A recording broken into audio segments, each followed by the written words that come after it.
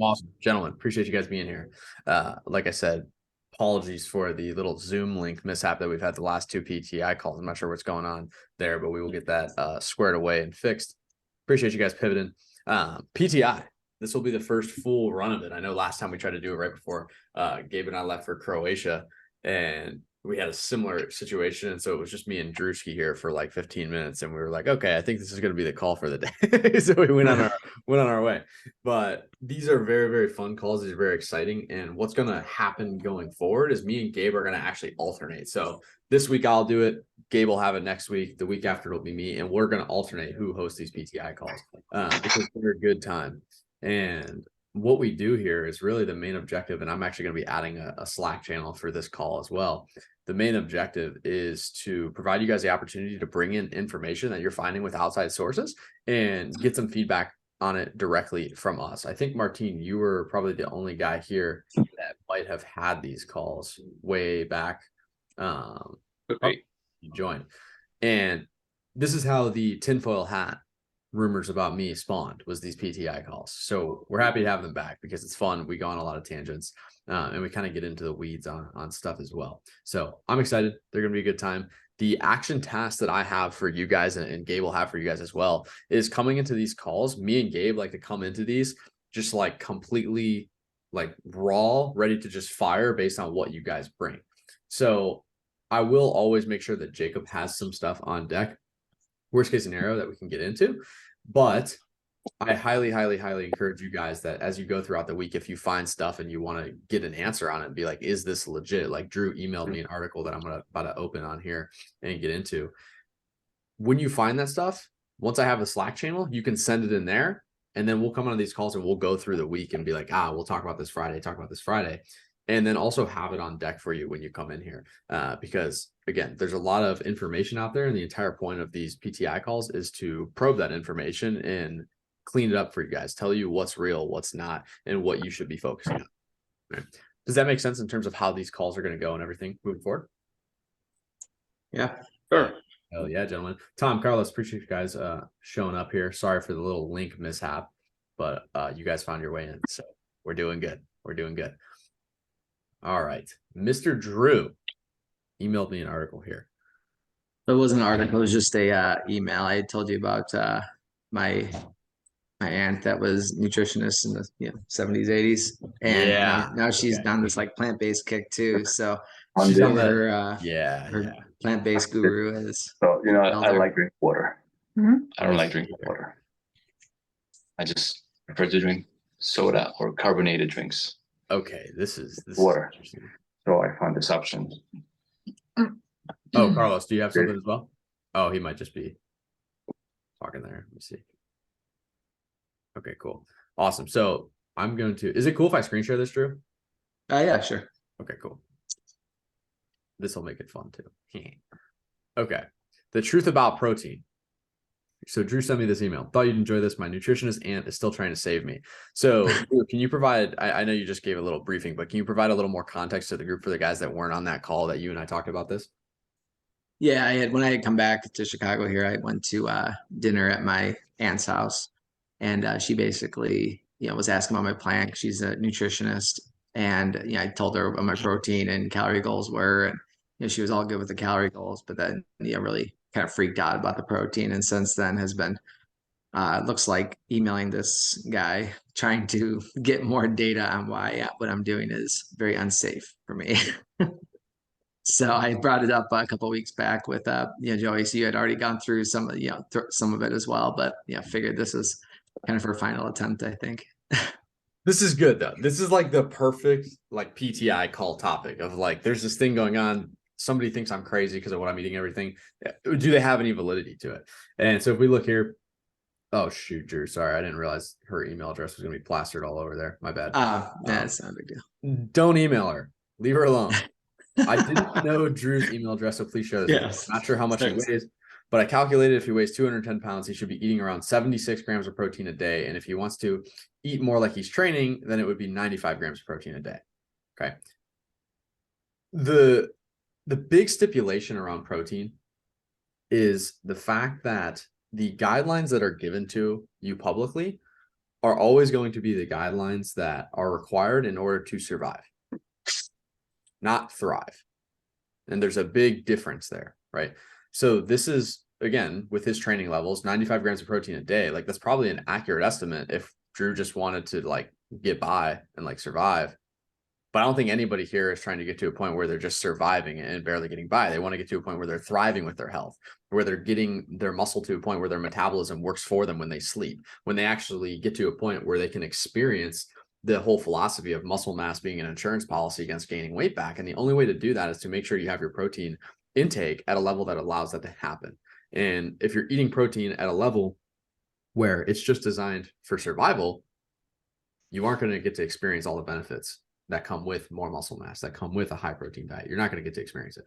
So I want to be very clear and make sure that I'm not going to sit here and squash this knowledge, because she's a nutritionist and this data, although it's outdated, it's valid in the sense that when people say there are dangers to eating a high protein diet, they're not wrong. There is dangers. However, it's gotten blown up as to how serious those dangers are and at what levels of protein intake those dangers happen. So the example I always like to use is that there's really two things that have to be happening for protein to damage you. Right? It has to be extremely excessive. You'd have to get to the point where you're probably eating about 2 grams per pound of body weight, which is just, it's excessive. Oh, Jacob's coming in here. Perfect. So you have to get to that point, which is pretty unrealistic. That would be getting Drew to the point where he's eating almost 400 grams of protein a day. If that was a food challenge, it would be practically impossible. Like, I don't think you could unless you just drank whey protein all day. That'd be the only way you could do it, probably. And even then, you're going to have such a high leptin release that you're probably not going to want to eat that. And if you did drink more shakes, your body would reject it. Like, you'd probably be throwing up. Right? That's the extreme level that you have to get to with protein to experience real negative benefit. And then the other side of the coin that you can experience negative outcomes from excess protein is do it in a state where you're dehydrated. And when I say dehydrated, I mean severely dehydrated. I'm saying like less than 50 ounces of water a day dehydrated, which again is extreme. Like, you're probably not at that point. Everybody on this call, I'm got 99% certainty is consuming more than 50 ounces of water a day. I'm sure you are, right? So those are the two states that you have to get to for you to actually have negative repercussions from eating too much protein. And they have to typically happen together. So the odds of you having too much protein is low. The odds of you not having enough water is low. And then the odds of you doing it simultaneously is extremely low. So can it happen? Yes. What are the odds of it actually happening? Very, very low. Does that make sense? Yep. Cool. And this is good. And that's why I love doing this stuff too, because I was still, when I was in school and going through it, the big shtick was you can only have 30 grams of protein per sitting. Like, per meal, you can only digest 30 grams of protein at a time. How many of you guys have heard that? Yeah. Everybody's heard that at some point, right? If you're in health. And what that stems from too is I think we had this conversation too that same day, Drew. What this stems from is muscle protein synthesis. So that's literally just a process of your body using protein to build muscles. That's literally what it is. It just sounds fancy. 30 grams of protein in a sitting is ideal for optimal muscle protein synthesis. If you eat 60 grams of protein in a sitting, that additional 30 grams, it doesn't just evaporate. It doesn't just disappear. Your body's not just like, oh, that doesn't count because I already had 30. No, it still gets digested. It still gets used by the body. It's just not optimal if you're aiming for the ideal muscle protein synthesis that like a bodybuilder would be aiming for. So that's where that stems from. And typically it stems from this idea of like, you're going to want 30 grams of protein per 2 to 3 hours if you're somebody that's like a bodybuilder, right? Like, I've had friends that are doing bodybuilding shows and they'll have literally a timer on their phone for every 2 hours and it goes off and they have their serving at 30 grams of protein. They do that all day for however long their prep phase is. That might be a 12-week prep phase. Is that realistic for the general population? No, not really. So are you going to be experiencing ideal muscle protein synthesis if you're eating more than 30 grams of protein per 2 to 3 hours? You're not going to experience optimal muscle protein synthesis, but you're still going to experience it. And unless you have aspirations of stepping on a stage someday, which I don't think anybody here does, if you do, great. I don't even have those aspirations. I don't think Jacob has those aspirations. If you do, power to you. But if you're like the rest of the 99% of people that don't want to do that, you don't necessarily need to worry about that. I don't have those aspirations. Don't worry. So. Yeah, I was gonna say, I was like, I know I don't think you do either. I know Yeah. Gabe doesn't. I don't think anybody that understands how much that entails has those aspirations, because I respect the hell out of that sport, right? Not my cup of tea.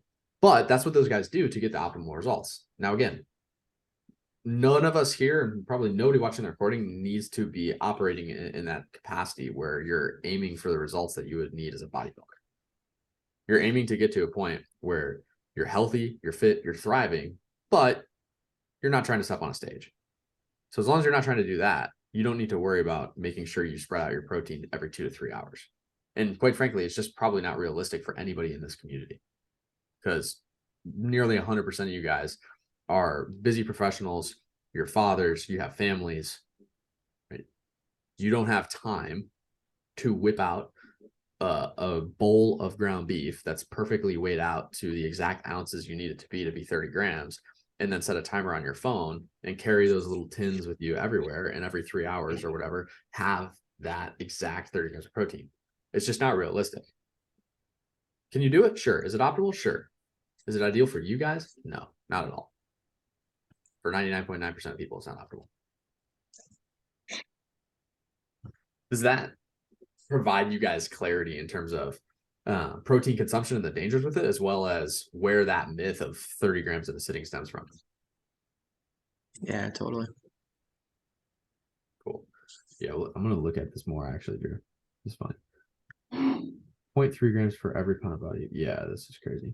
I think one point you made that I like, Joey, is that even if you're eating way more than what's optimal, I don't know. I feel like media and whoever, like social media, they make it sound all or nothing, right? Oh, if you eat too much, like you're screwed. Like you're not gonna have. It's gonna mess everything up. It's not true. Like you'll just poop out the excess protein, right? That's literally that's literally the worst case scenario, right? Yeah. Like I mean, like Joey said, if you're extremely dehydrated, your kidneys will, But we talked about this a couple weeks ago, and I looked into it more. It's like you have to have like insanely unhealthy kidneys to not be able to process 200 grams of protein, 300 grams of protein a day, right? Like the studies I was looking at were saying like you need to be closer to like 400 grams of protein, and extremely dehydrated, have poor kidney health for adverse effects to actually happen. So I don't know. It's never an all or nothing thing, right? If you're eating more than the ideal, you'll just like poop it out, I guess. So you'll be fine. Yeah, it's just like when people are taking like multivitamins and stuff, I always tell people, I'm like, the reality is if you're having like a whole food based diet and you're taking multivitamins, like you're probably pissing out 75% of what you're paying for, because that's the worst that can happen if you have excess. I'm not saying don't have a multivitamin. I think it's probably good to have it to just cover your bases. And if you have too much, you just pee it out. It is what it is, right? Same thing goes with protein. And this is an interesting line here. In one major study, a high protein diet was linked to higher excess risk of cancer death than smoking 20 cigarettes per day. One, there's so many alarms are going off in my brain. I don't know this person, if this is an independent person or this is a big company. His name is Ocean, so that gives you a little bit of a. Yeah. Food Revolution Network. I don't know anything about these people, but if I just had to give you my like research alarms, this study is not linked.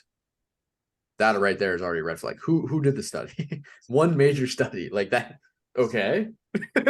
Like, can we go check it out? Because the first thing that you would look at if there was a study linked here, when you see something like this, is you would need to literally read through and determine the conclusions. Like learning to actually read research is a skill set that I encourage everybody here to take the time to learn. And you could probably learn it in a 30 to 60 minute YouTube video tutorial on how to properly read research, because you would want to look at the variables. You would want to look at whether or not this is actually a conclusion or just a line in the study with one of the variables. Because this could have been a study where there was 5 variables and one of the variables found this, and they're just not mentioning the variable. It's very, very easy for them to do that, and it's totally legal, but it is misleading. So it's your responsibility to look into that, right? And learn how to read the research. And also, you can always look at who funded this stuff. all of this public and private research, like you can determine with a little bit of legwork who funded it. So when you see something alarming like this, like something that screams like that can't be right. Where there's smoke, there's probably fire. Right. So this is interesting. But yeah, again, these guidelines, the recommended daily allowance is always going to be what is needed to survive. It's never going to be what's needed to thrive. And if you literally just Google this, like how much shit, my typing skills, how much protein does the average male eat? Yeah, this is nuts.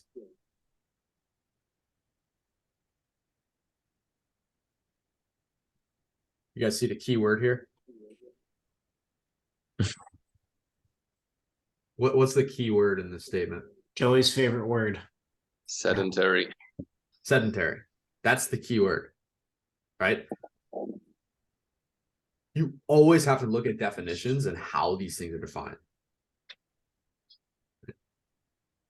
So if somebody tells you all you need is 56 grams of protein a day, they can say that. But then you look into it and you go, oh, that's for sedentary adults. Oh, and it's for adults as a blanket. This one isn't even male. I searched male. Oh, wait, no, it is male. Okay, anyways, still, same point. Sedentary applies to nobody. Nobody.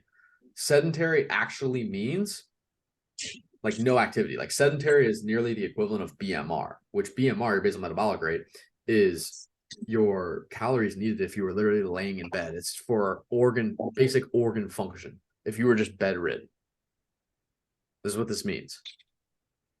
It doesn't include guys like yourselves who are all like crushing almost 5-figure digits of steps a day, are lifting weights hard 3 to 5 times a week, and are probably looking to or have already adopted active hobbies. That's like 3 factors right there that could easily just triple this number. And they would probably even triple that number for you if they knew all those things about you. Right. So you have to just consider all the factors when it comes to that protein stuff and all the myths that you hear with it. Because there's a ton. Right. Is this providing a lot of clarity for you guys? Yeah. Martine, yeah. Protein overload from whey shakes, you're getting a decent amount of water anyways. Yeah, totally, dude. Totally. Yeah, you're not even going to experience it then because you're going to have so much water. What other stuff do you guys have? What other things are coming to mind as we think about like these basically quote unquote myths that need busted within the fitness space? I had a topic that I wanted to bring up. It's not necessarily based on a particular myth or an article that I saw, but just something that I started to look into recently. And the moment I did, I immediately saw conflicting information. So I was like, this might be a pretty good one for the PTI call. Absolutely. Because one of the things that I've gotten more self-conscious about after I lost weight was these rib flares that are showing up. Mm-hmm. And when I'm looking into it, you see some sources or videos that say, oh, this is how you can fix rib flares. And other videos or articles say, you can fix rib flares, don't even bother. So I just wanted to check like what you know about if so that's something that people can actively change or how that happens or works in general. Let me see. This is what you're talking about. Right? Yeah, indeed. Cool. So if you think about this from an anatomical lens, a lot of this is going to come back to posture. Right? So this is actually a good picture right here. Like this is a good picture. If you think about the posture, that's going to be a big part of it. Okay. So if you think about what state of your spine would cause that, it would typically be this, right? Yeah. Where you have this pelvic arch back. So what's happening a lot of times for the rib flares is this is just an indicator of some imbalances and some needing for some posture fixes and alignment with your spine and your hips. Does that make sense, Martine? Yeah, I guess so. I do notice that I have a decent curve going in my lower back, but I'm not really sure if that's something that people can just like change or how. Yep. And that was just what I was going to get into too, is like it's a postural thing, and basically everything that's postural, a lot of people, they like to use, like, I'm not saying mobility is bad or anything like that. There's really two things that can happen, right? You can do mobility exercises, stretching, and you can also do strengthening. Personally, I'm always going to favor some sort of strengthening for the muscles that cause this posture, because strengthening is passive. If you develop better muscle structure around these specific areas in your body, it's passive, meaning it's going to stay like that. You're strengthening it. You're pulling it back into place. This is like when people have rounded shoulders. If you strengthen their upper back, all of a sudden their posture improves. How many of you guys, when you started the program, if you look at an old picture of yourself, you're kind of folded over, and then towards the end of the program, you're more upright? It's literally because your upper back is getting stronger. It's because you're strengthening the muscles that fix that posture. So that is my favorite way to do it, is by strengthening. So for a situation like this, you would want to be doing a lot of deep spinal erector strengthening, which things like dead bugs, things like, honestly, dead bugs are going to be your best one. Dead bugs for deep spinal erectors. And then also any kind of variations with your big movements that train these erectors heavy, like a Zercher squat. This is my favorite way to do it. What now? Oh, I'll show you. Jacob already knows what I'm about to pull out. It's like the meanest exercise ever, but it's amazing for fixing this specifically, Martin. Okay. So it's a squat, but you hold it. Oh, in no. structure. Yeah, it's amazing. It's like the best thing ever for. Oh, no. Okay. So this is the one exercise that I would say for you, Martin, with these rib flares, that I think would do wonders for you, because it's absolutely torching your spinal erectors, right? And it's deep spinal erectors. The majority of what I feel on Zercher squats is deep in my core, in my erectors, and in my glutes, which are all the muscle areas that you would want to work on to fix this. Think about it. Down in the glutes, your erectors, right? And deep into your core. These are all the things that are going to adjust that posture and that spinal curve that you have. Is that making sense? Yeah, I'm just noting it down. Totally. Yeah, Zercher squats are amazing. And the I've thing never, that I've never done that. Is that a Yeah, more advanced version of just like a front squat? It looks like it's just a super more extreme advanced position. Yeah, super advanced, right? Like I would never have like a brand new like beginner do this. Like this isn't a movement that I would put on the Twitter timeline, right? Yeah. Because it's just something that I would need to know where you're at. You guys are all, everybody on this call that I see is capable of doing this. You would obviously want to be cautious about doing it the first time and how much weight you load there. But the best thing I'll tell you is I'm adding a training channel to Slack too. So if you start doing this movement, film yourself doing it and send it to the group. Do not load it like this at all. Do not do that. Set it up in the rack. Let me see if I can find a good image of this. Yeah, okay, here we go. Set it up in the rack to the point where it's about midway up your forearms when you're standing. So like if I was going to stand, can you guys hear me still? You guys should be able to hear me still. If I was going to stand in front of the rack, I would want, while I'm standing in a resting position and my palms are forward, I would want the barbell lined up in a way where it's like midway through my forearm. And then all I need to do is squat a little, get it into my elbows, lift it off the rack, step back, and then you're ready to squat. So definitely don't do what this video is doing, where he's pulling it off the floor and resting it on his knees to load it. Do not do that.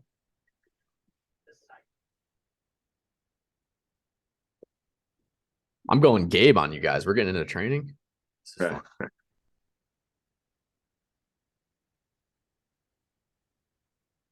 Yeah, don't do this. Do not do that. No way. And what I will tell you guys is this is going to be uncomfortable on the forearms. Absolutely. You can use like a squat pad if you want for your elbow pits. I just wear a long sleeve. I just wear a hoodie. Like I would wear a hoodie like this to Zercher squat and it helps. But Martin, for the specific rib flare situation, it's going to be a strengthening thing for the most part. Like I said, there's two options to fixing posture. You have strengthening, which is my favorite. So doing an exercise like that Zercher squat would be great for you. But you also have the stretching and the mobility portion of posture, which is still very, very important. However, I'm always going to prefer strengthening. Okay. Because a lot of the times when you're lifting correctly, like if you're doing this correctly and you're doing it to form and you're getting this deep in there, you're doing hip mobility anyways. It's even better because it's weighted. look how deep this mobility is in his hips, which is what you would want to work on for a situation like a rib flare anyways, is hip mobility and lumbar spine mobility. But that's happening in this movement. So the reason I prefer the strengthening is not only because it's passive, it's going to keep it there for you, but it's also an active way to stretch it. Does that make sense? Yeah, sure. Cool. Good. Does that help you but with this situation, Martin? Yeah, it's got What- some good advice to work with. What is the information that you saw? I know you said you saw conflicting information on it. What is some of the stuff that you found when you looked into it? I mean, I saw a couple of videos that were talking about some type of like combination of like a breathing exercise and core strengthening or core tightening. Yep. And there was also, I think I have it open, one exercise that was recommended was a doorway lat stretch. Not sure why. But then, you know, I also began to see videos that were like, you know, you can't change a rib flare. So at that point, I was starting to tune out mentally already. And I was like, I just gotta hand this over to the coach that I've been trusting for months now. Yeah, no, that's good. And I'm glad you brought it up. And the other exercise that you brought up, the core stuff too, the other exercise for the core that I would totally recommend to you is dead bugs. Right. A lot of you guys have these in your programs, a ton of you guys. Yeah. They're a great exercise. And the biggest thing with it for something like this, where you're trying to fix that spinal column curve, is you need to work on that pelvic tilt when you do it. Now, what I mean when I say pelvic tilt, and this is actually in the exercise glossary as well, is you need to make sure this little gap is closed. You want to be actively pushing your spine into the ground when you do this. Right? And let me pull this up here because I believe I have it. Because what that is going to do is it's going to actually activate your deep spinal erectors, and it's going to help reset those and make sure they're healthy. Let me see. Maybe I don't have the video here. I thought I had the video on Loom, but there's definitely an explanation on this inside the exercise glossary. So if it's ever assigned to you in Trainerize, it's going to be there. And that's one thing that you should absolutely do as well. One more question about this. Yeah. I just bought can I turn my camera around on this? Yeah. I just bought a new chair, and for the first time I have these pillows, and there's one in by the lower back as well. Would this be something that keeps the curvature? Might be better to remove this pillow in my situation, or would that not matter much? So exactly what that looks like it would do, it's doing. Right? It's a protruding object right into your lumbar spine. So naturally, it's going to make this happen. If you can see it from my angle, it's going to make you go like this. Yeah. It's going to naturally, because it's literally just an object there. Like if I just put my water bottle where that would be and lay back, notice how my posture is now literally it's a curved spine. Right? Where I pull that out, look how I drop. See how that happens? So it's the same kind of thing that's happening with that chair. So I would recommend moving away from it if your goal is to fix a rib flare situation like that. Gotcha. That's very good. That was a niche topic. That was a super niche, fun topic to get in the weeds into. And that has a lot to do with rehabilitative style medicine, joint health style medicine, and training. And there's really two kinds of ways to train. You have the training for muscle building and strength building, but you also have the training that worries about your joints and keeping your body glued together. And this is a situation where it's this is more of a postural joint health, keep your body glued together thing that has to happen. And a lot of it's going to be from that strengthening. And the stretching that goes along with it is going to be basic hip mobility routines and things like that. But a lot of that mobility is going to happen if you just lift properly. Because you're going through the full range of motion and it's weighted. You're actually going to get a deeper stretch. I can always do a deeper squat with weight on my back than I can if I don't have weight on my back, because I'm being pushed down into the earth. So if you prioritize the strengthening, Martin, the mobility side of it, the stretching side of it will take care of itself. That's good to know. Hell yeah, brother. Hell yeah. Joey, I do have a question going back to the water. I just thought of it 10 minutes ago. Otherwise, I would have asked. Someone had told me, And I'm sure there is some truth to this. For each cup of coffee you have, you're supposed to have an extra like 3 glasses of water or something. What do you know about that? This is a good one. There's a lot of conflicting information on there because generally speaking, coffee, not coffee itself, caffeine is a diuretic, right? It's going to make you have to use the restroom more. It's the same thing as alcohol, right? Like you're going to have to use the restroom more. So yeah, you're technically taking in more fluids, but those fluids are coming in the form of alcohol and caffeine, which are both drugs that are diuretics and make you use the restroom more, so they dehydrate you. So it's weird because it's a situation where yes, you're having more fluid, but you're actually becoming more dehydrated as a result of consuming that fluid. So when it comes to how many glasses of water should you have, per cup of coffee, the coffee itself is not the problem. It's the caffeine in the coffee. Does that make sense, Tom? Yeah. So it's the caffeine, because you could say the same thing for a Monster Energy. You have, 300 milligrams of caffeine. You probably need to have some water with it. Now, the amount of water that you have, it's super arbitrary. Like them saying you need 3 glasses of water per cup of coffee, like that's a super arbitrary number. It's just like 3. What if I want 4? What if I want 2? What if I want 5? Like the number itself doesn't matter. The point of make sure you're hydrated when you're having coffee, totally. How much you need, it's really going to depend. The more caffeine you have, the more water you intake. It's just a good rule of thumb to have. And measure it by caffeine, not necessarily cups of coffee. Again, like I said, because 1 cup of coffee, depending on the kind of coffee you got, might be 50 milligrams of caffeine. But if you got 3 shots of espresso in that cup, well, now you're playing ball with 200 milligrams of caffeine. You're going to have a totally different amount of water that you need to intake to match it. So don't get caught up in the glasses. That's super arbitrary.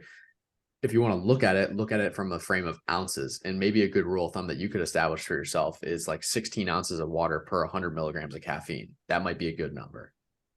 Right. Per how many? So you could say like 16 ounces of water per 100 milligrams of caffeine. Again, that's arbitrary. It could be more. It could maybe be a little less, but just give yourself a target of ounces of water, not glasses, and give yourself the knowledge of it's not coffee, it's caffeine. So just reframe that a little bit, but generally it's good advice. So like if you're having a diuretic, you need to consume more water alongside of it.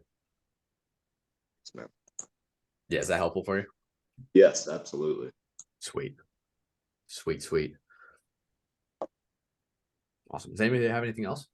Topics? This racking anybody's brain in terms of myths that they've heard?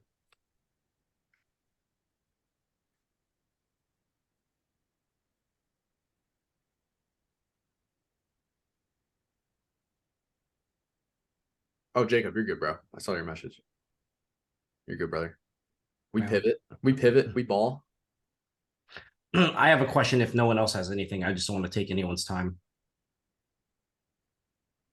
Rip it, bro. I just would love to hear more about I saw your tweet this morning about Paul Saladino and such, which I wholeheartedly agree with, right? Like I feel like the new wave of fitness coaches trying to differentiate is like calories in, calories out doesn't matter and such. And I think there's cases where that does, that could be true, but I don't think it's not a broad brush you'd want to paint with. So I'd love to hear more about your thoughts on that. Totally. Yeah. I'm just going to open it up for those of you guys that didn't see it. So I wrote a thread this morning on basically the whole idea that Carnivore MD, are you guys familiar with this guy, Paul Saladino? You might recognize him. He's big, holistic, like micro optimist of like just eat whole foods and the rest will take care of itself.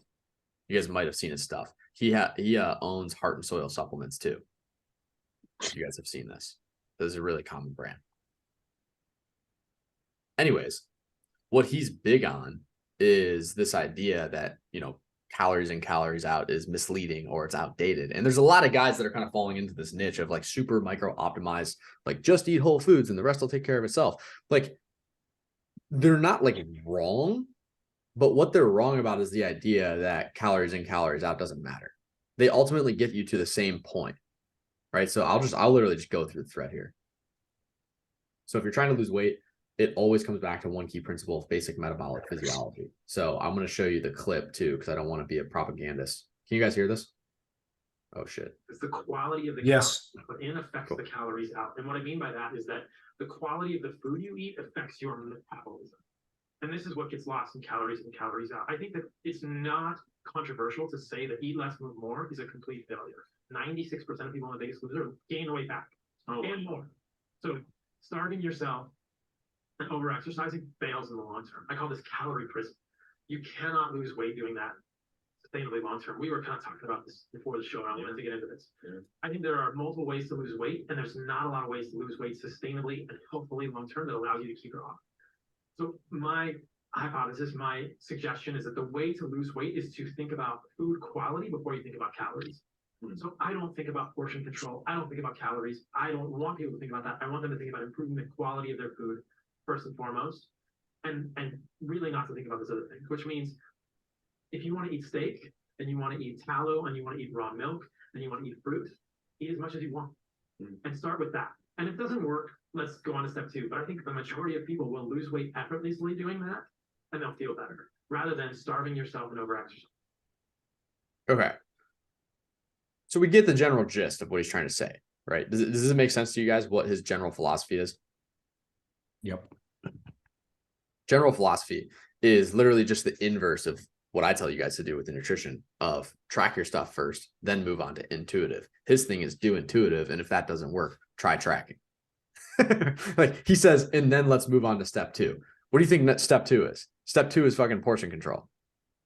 Like that's what step 2 is in his system. So I don't disagree with what he's saying at all. I think he's completely right. I just think the order's reversed. Yep. Right. I think we progress to this. I think what he does is advanced. That is advanced. Because imagine you meet somebody that's 100 pounds overweight, knows nothing about nutrition. You say, hey, go eat a whole food diet. They don't even know what the fuck whole foods are. They don't know. They have no idea. They're gonna be like, well, I had eggs, or I had bread. They're gonna be like, oh, that's a whole food. And then you read the ingredients list and you're like, what? So I think his tactics are very, very good. Like I said here, like I love his philosophy, but if you're trying to lose weight, you have to learn the numbers game, the quantity game first. You have to, right? Because a person that's unhealthy, they got unhealthy because they trusted their intuition. They tried to eat without tracking, and that's what got them overweight. Your intuition is wrong. And then once you're overweight, that intuition is completely jacked up because your hormones are a mess, right? Your body's receptors are out of whack, right? Everything's a mess once you get to that state of overweight. So if we try to get you back onto intuitive eating, the same thing that made you obese in the first place, well, what's going to happen? We're probably going to be stuck there. And we're probably going to have to move on to step 2. Step 2, we're going to have to move on to that, right? Which is what he doesn't say in the interview. Now, let me see what I have here as well. Again, the first 80% of the battle is going to be nutrition, quantity, not quality. However, he is right in the sense that the quality of the calories that you have in, it is going to affect the calories that go out of your body. When you're eating processed oils and refined sugars, like it is damaging your metabolism. Objectively, it is. But that's in a situation where your diet mostly consists of that. Imagine if we just take you to 80% of your diet's clean, 80% of the time you're eating like he is generally, and 20% of the time you're doing whatever you want, but you're tracking your calories. Dude, you're going to melt away weight like butter. It's gone. Right? And if you think about this concept of these guys that are anti-calorie tracking, like my dear friend Alex Feinberg and Mr. Paul Saladino, me and Feinberg talked about this before. I love that guy.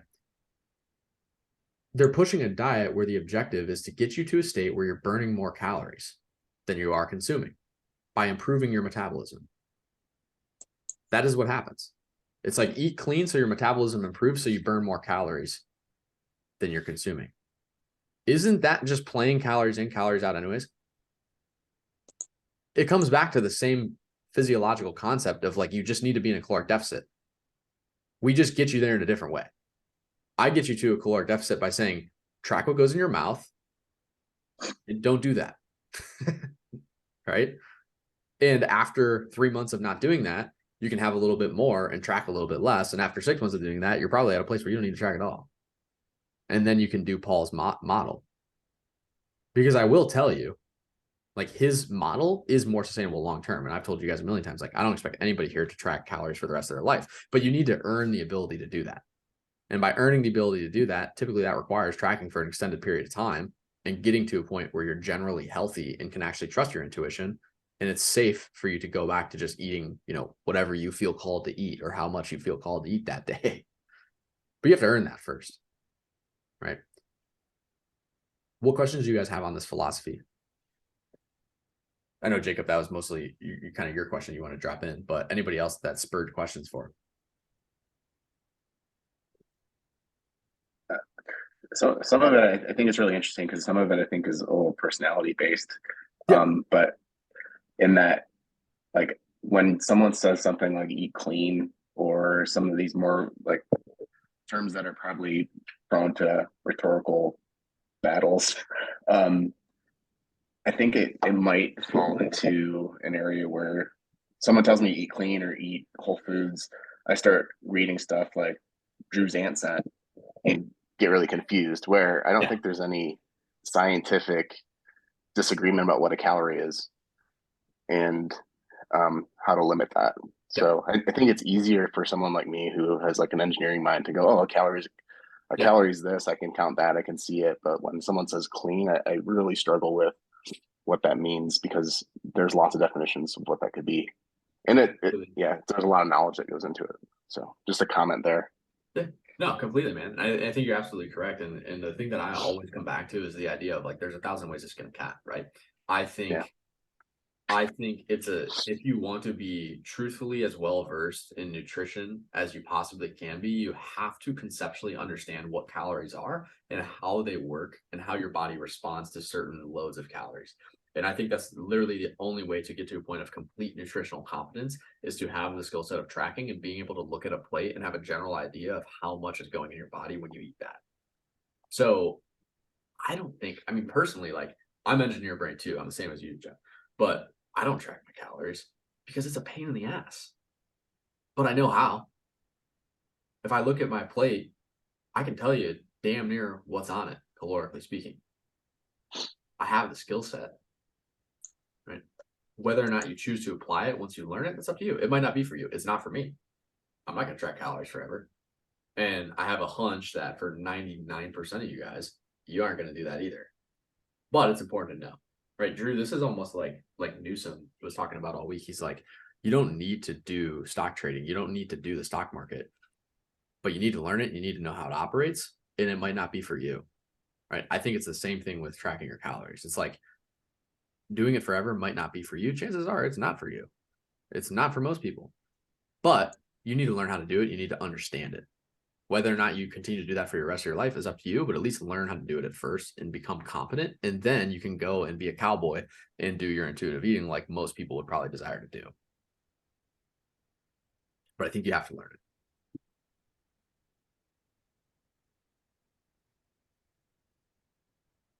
Good. Yeah, this is fun. I'm glad you brought that thread up, June. Yeah, this guy commented. This is so funny. He commented, "We're all confused. We just switch the channel when we hear about diets now." Yeah, totally. There's so much information there. There's so much information. And what I've started, I've kind of changed my messaging a little bit over the last year or two. I used to be very harsh, like, no, this is what works. This is the only thing. And now I'm at the point where I'm like, dude, there's so much information. I can't tell people that my thing is the only thing. I can't anymore because there's just way too much information. I think the truth is that any of this shit will work.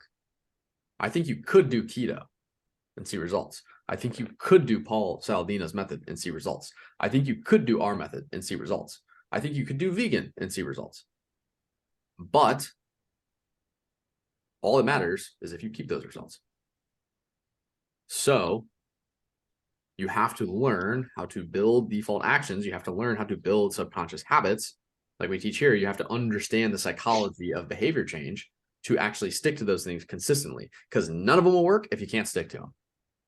So that's what I've been falling back on now. It's just like, yeah, dude, sure, you can do keto and you can lose weight, but will it stick and will you keep the weight off?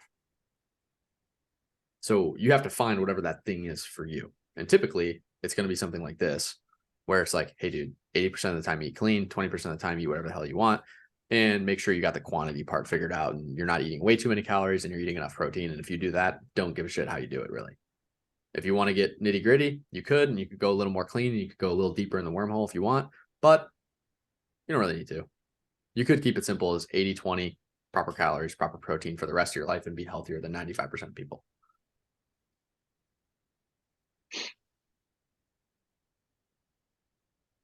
I think one thing I was thinking about too, Joey, as you were talking about that and breaking down Paul's ideas, is that I feel like all roads like lead to a calorie deficit, right?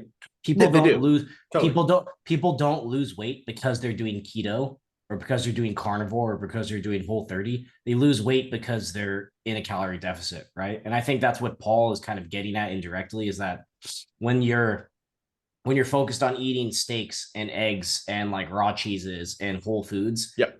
you're naturally just going to eat less because you're going to be more full, right? And the thermogenic effect of protein is higher, right?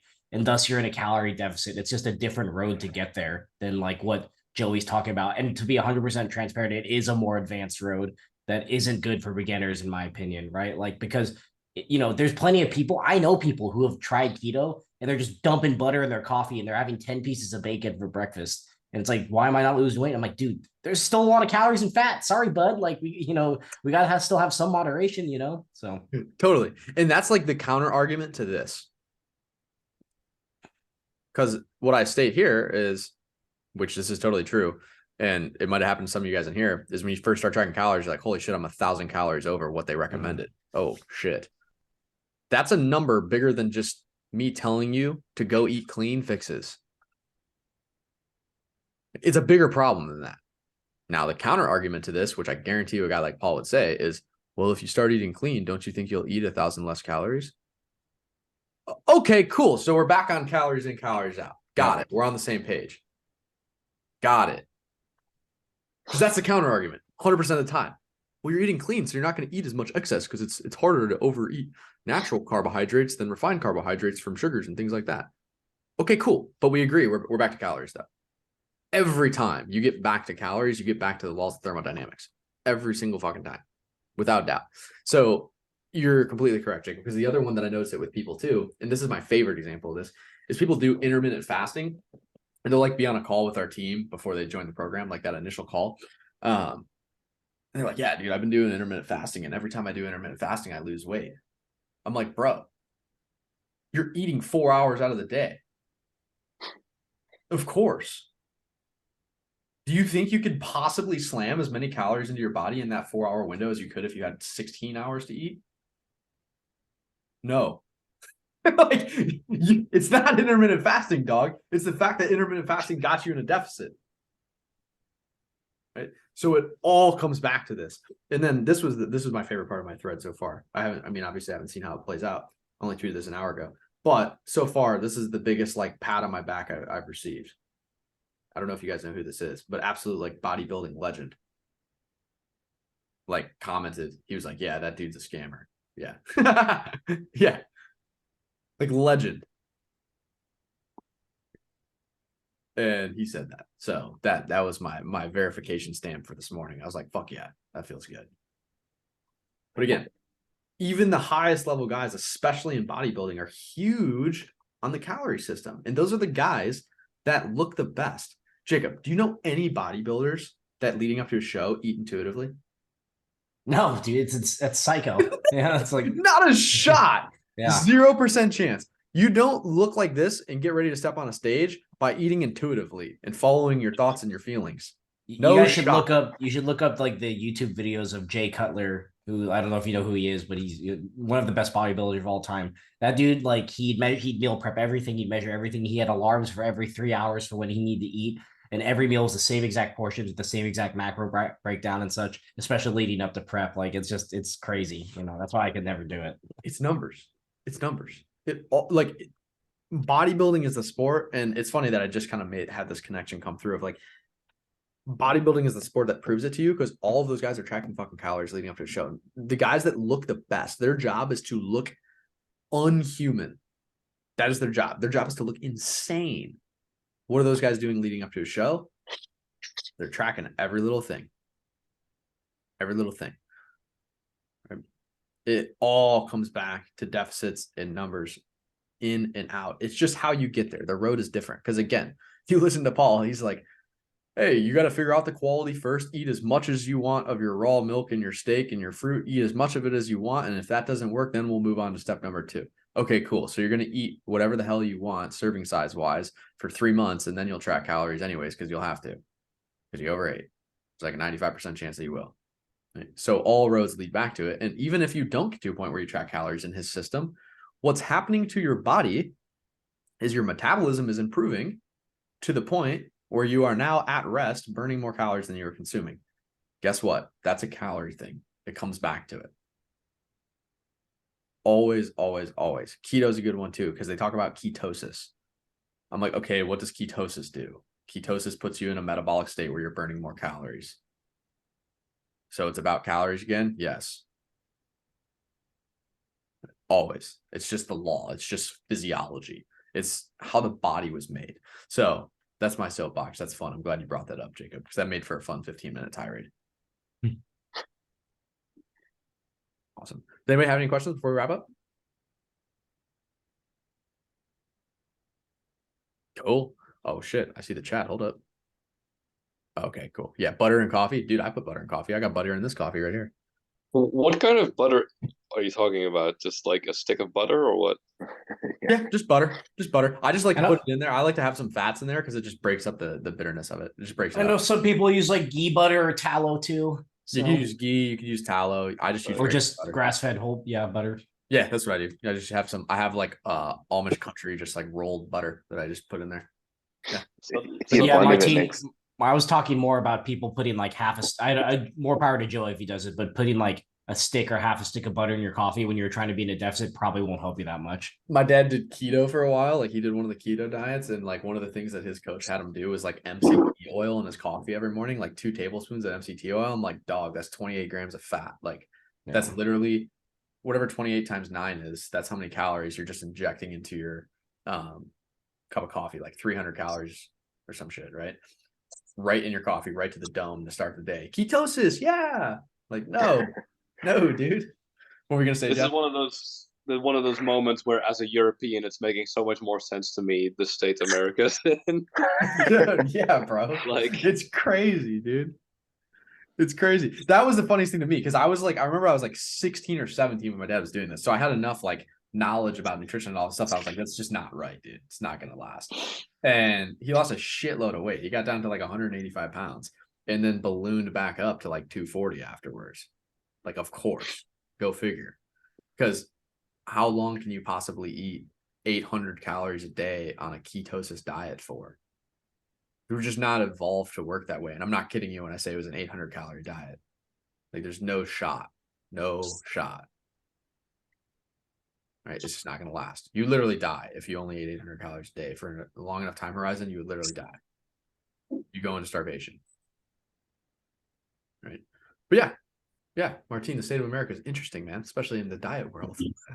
Jeff, blend it. what did If you blend the, I said if you blend the butter in your coffee with a blender or handheld blender, it makes for a really creamy, nice treat. It's good. Just to second that, it's good. It's good, man. Yeah, it's good, man. I do butter and then I do either maple syrup or honey, just a little dash of it. Right. It's beautiful, super smooth. Martine, you got to try it now, bro. It's super American of you. I don't even have butter in the house, but I do have ghee nowadays, so I can use that too, right?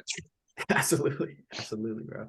Okay. Awesome, gentlemen. I appreciate you guys. I hope you have an amazing rest of your day. Like I said, I'm going to be adding a PTI channel to the chat, and you guys will be the first to hear this. At least of the clients, of the members. The team knows this. Jacob knows this. I'm going to be adding a channel to Slack for each of the calls. So you guys probably saw I renamed like the faith channel to Bible study. I renamed food nutrition. That way it's just in alignment for you guys, and it's way easier to operate through Slack. So you guys are gonna be able to find everything. You'll see the PTI channel with the PTI link and the PTI recaps. Everything you'll need for each individual call will have its own channel. That way it's way more organized and flush for you guys. So you guys are going to be the first to hear that, but that should be done by the end of the weekend. Good. Cool. Sounds good. Awesome, gentlemen. I appreciate you guys. Hope you have an amazing rest of your day. Have a good weekend, guys.